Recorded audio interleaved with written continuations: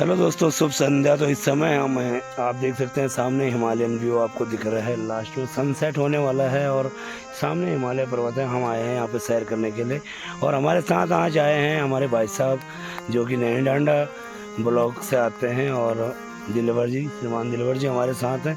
तो इधर का लुक इनको दिखाने के लिए। तो भाई साहब कैसा लगा आपको हमारा क्षेत्र? भाई साहब बहुत ही अच्छा। अच्छा, तो आप वर्ग में आए हैं यहाँ पे ना? जी भाई साहब। जी, तो यहाँ पे चल रहा है वर्ग, राष्ट्रीय स्वयंसेवक संघ का चल रहा है वर्ग। तो उस वर्ग में आए भाई साहब, तो कुछ अपने अनुभव साझा करेंगे हमसे। भाई साहब बहुत अच्छा लगा यहाँ आने में, और एक बार पहले भी आया था मैं। जी जी जी। लेकिन मैंने कहा अपनी यादें जो है पुरानी ताज़ा ताज़ा की जाए। जी जी जी। और आप लोगों से भी हमारा पहले पुराना परिचय था ही, जी जी। तो और पक्का हो गया ये। 7 दिन का माने हमने एक पूरा ही वो कर दिया, जैसे राम कथा वगैरह होती है ना, तो ये कथा ही कर दिया हमने पूरी। जी, एक यज्ञ हो गया, कहने का मतलब एक यज्ञ पूरा हो गया हमारा महायज्ञ।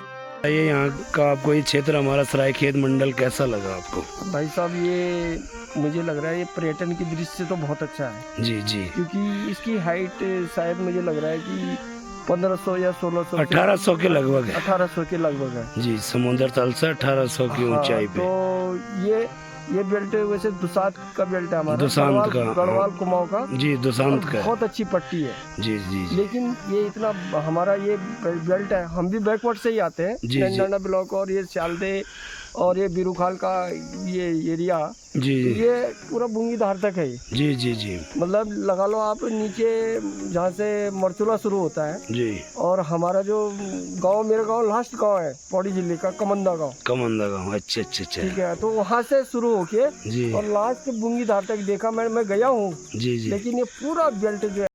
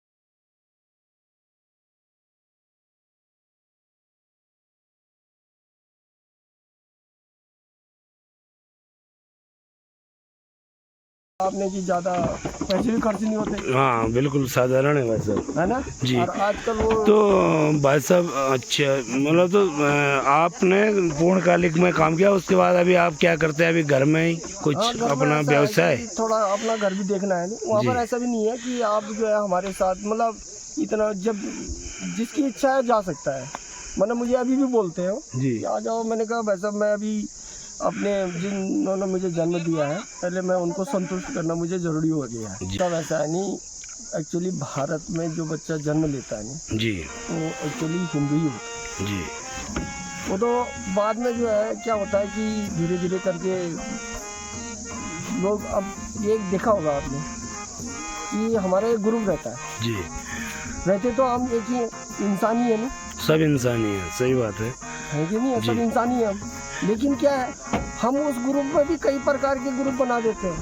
हाँ, और कुछ लोग भाई साहब मान उन लोगों के नहीं, एक्चुअली क्या है, वो लोग जो है गलत ग्रुपों में रहे। अच्छा जैसे कभी जब स्ट्रगल हुआ था, जी। मतलब संग्राम हुआ था जिसको बोलते हैं 1857 में, जी तो कई विभाजन हुए, जी कई तरीके के कार्य वो, जिससे जो है कई प्रकार के वो बने, कोई हिंदू बन गया, कोई मुसलमान, मतलब जिसकी मर्जी जैसी आई वैसे ही कर दिया उसने। जी जी जी। हिंदू राष्ट्र था ये हिंदू राष्ट्र था, और जब इस प्रकार की वो हुई, जब देश पे विपदा आई तो उस समय सरकार तो अपने अपने अलग अलग धर्मों में बंट गए, पंथ समाज में बंटना शुरू हो गया, बंटना शुरू हो गया। क्योंकि यहाँ पर क्यों था, यहाँ के जो हमारे जो वो थे नहीं, तभी तो देखा होगा हम, हमारे कई लोगों ने बलिदान दिए हैं जी। और कई लोग जो है ऐसे हैं कि जो क्या अभी भी समर्पित है ना, तो उनकी तभी उनके ही कारण तो हम भी मतलब जो है थोड़ा अपने को हिंदू मान रहे हैं, जी नहीं तो हम भी पता नहीं कहाँ रहते। जी अच्छा है नहीं, अच्छा तो हर स्थान अच्छे ही होते हैं, जी।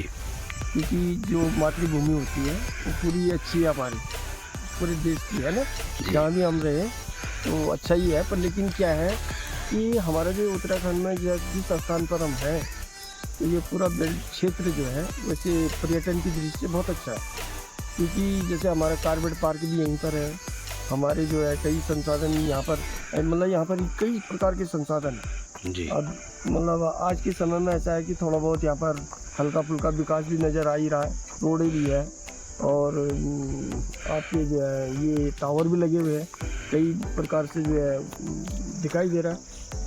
और हम ये सोचते हैं कि वैसे समाज में तो आवश्यकताएं कई होती है, मतलब समाज की आवश्यकताएं कभी पूरी नहीं होती जी चाहे मेरी हो चाहे समाज की हो। जी जैसे हमारी आवश्यकताएं होती है वैसे समाज की भी होती है। जी वैसे तो समाज में यह है कि अच्छा, आपने बहुत अच्छा काम किया है ये, कि समाज की जागरण के लिए ज़रूरी है कि आप जो है क्या इस चैनल के माध्यम से समाज को और जागरण में लाओगे। जी। धन्यवाद भाई साहब। तो आपने भी सपोर्ट करना है हमारे चैनल को, जिसका नाम है राजनेगी ब्लॉगर।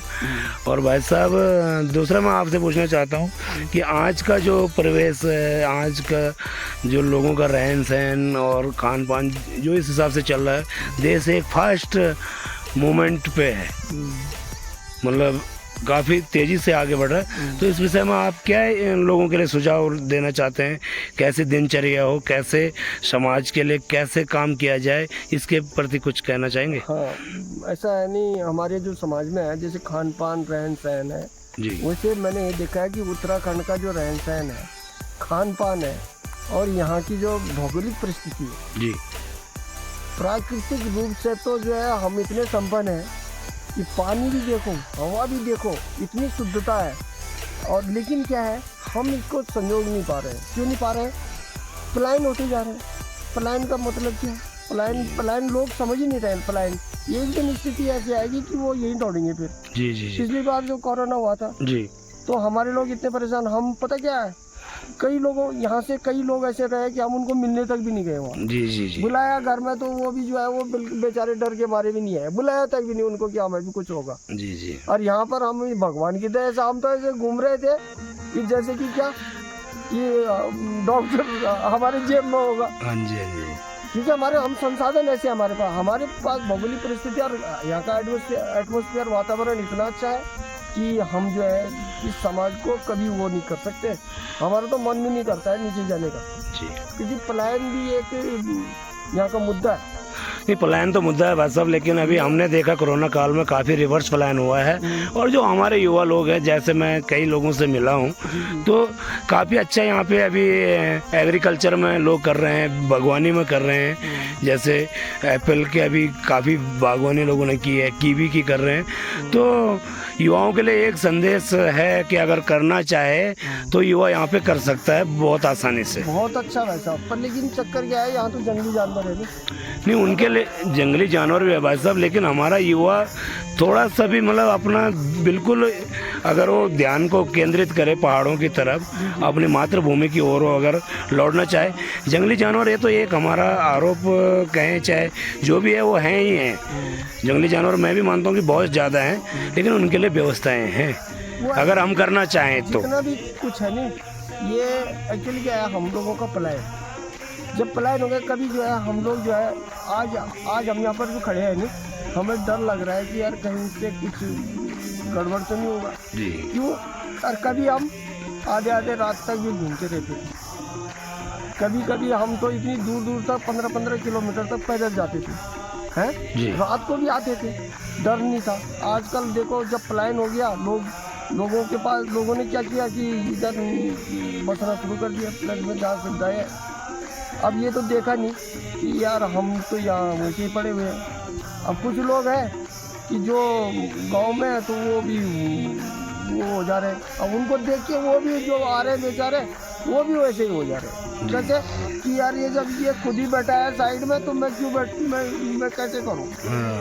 नहीं भाई साहब, लेकिन अगर मैं थोड़ा बताना चाह रहा हूँ, आप क्योंकि आप भी बहुत समय से समाज के लिए कार्य कर रहे हैं, जैसा आप मेरे को जानकारी हुई है कि आप ने अपने मतलब आधी उम्र में यूँ कहूँ तो कोई अतिशोक्ति नहीं होगी कि आपने आधे से ज़्यादा समय अपना समाज को दे दिया है। पूर्णकालिक आपने बताया, पूर्णकालिक रहे हैं आप। तो मैं आपके माध्यम से समाज को बताना चाहता हूँ, और समाज को जो हमारे युवा वर्ग है, युवा पीढ़ी है, उनको एक संदेश आप दे दें कि भाई अगर वो तन और मन यहाँ लगा लें अपना, तो धन तो ऑटोमेटिक आ जाएगा।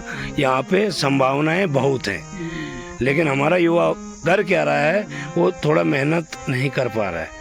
हमारे पूर्वज आए थे, कहीं से माइग्रेट होके आए थे, लेकिन उनने आप देखो यहाँ इस प्रकार की सीढ़ी नुमा खेत बनाए हैं, कितनी मेहनत की होगी उन लोगों ने। एक्चुअली इसमें क्या है, पूर्वजों की गलती नहीं है जी। वो तो भाई देखो उन्होंने तो जो चीज रखा ही है, हम तो इतना भी नहीं कर पा रहे हैं यहाँ नीचे रह के प्लान होके। तो वही तो कह रहे हैं अब वो इसको जो है छोड़ के जा रहे हैं। जी जी जी। हम तो पलायन के विरोधी हैं, हम तो सख्त विरोधी हैं। हम जाते भी नहीं है कहीं। जी धन्यवाद भाई साहब, तो बहुत अच्छा लगा आपसे मिलके दिलवर जी, और बहुत बहुत धन्यवाद आपका, आपने अपना समय दिया। आप अपना चैनल ऐसे जारी रखें। और जी बिल्कुल भाई साहब, हम कोशिश रहेगी हमारी कि मैं अपने उत्तराखंड की हर एक बात को, हर एक मुद्दे को समाज के बीच में रख पाऊँ, तो आप लोगों का प्यार और आशीर्वाद बना रहे। धन्यवाद आपका बहुत। फिर मिलेंगे आपको कभी नहीं, कोशिश रहेगी आपके ब्लॉग में आके नैनी डांडा में हम जरूर आपसे मुलाकात करेंगे। ठीक है, धन्यवाद।